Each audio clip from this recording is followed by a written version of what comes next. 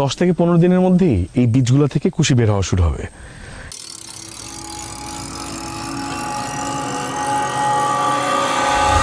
আমাদের পিছনে যে গোল বাগানটা দেখা যায়, জাহাঙ্গীর ভাই এই গাছগুলো লাগাইছে।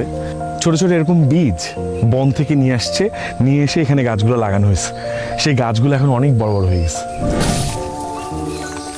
এর যে পিছনের ভাঁজ অংশটা, সেটাকে বেস করে একটু কাত করে লাগাতে হয় আর কি। চাপও দিয়ে দিতে হয় যাতে করে জোয়ার ভাটার জলে এগুলো যেন ভেসে না যায়।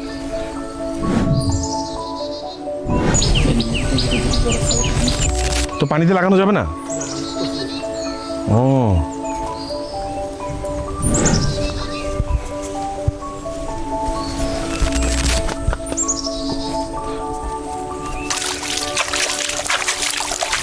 দুই থেকে আড়াই মাস গেলে চারাগুলো একটু বড় হলে, রুষ্টপুষ্ট হলে আমরা রোপণ করার ব্যবস্থা করব।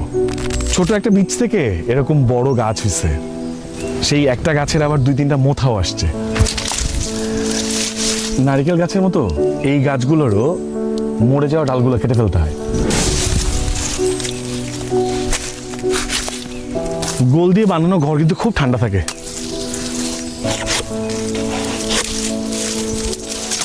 প্রত্যেক বছর আমাদের চিন্তা ভাবনা যে অন্ততপক্ষে 500 করে যদি গোল গাছ লাগানো যায়, সেটা আমাদের ফার্মের জন্য খুবই ভালো।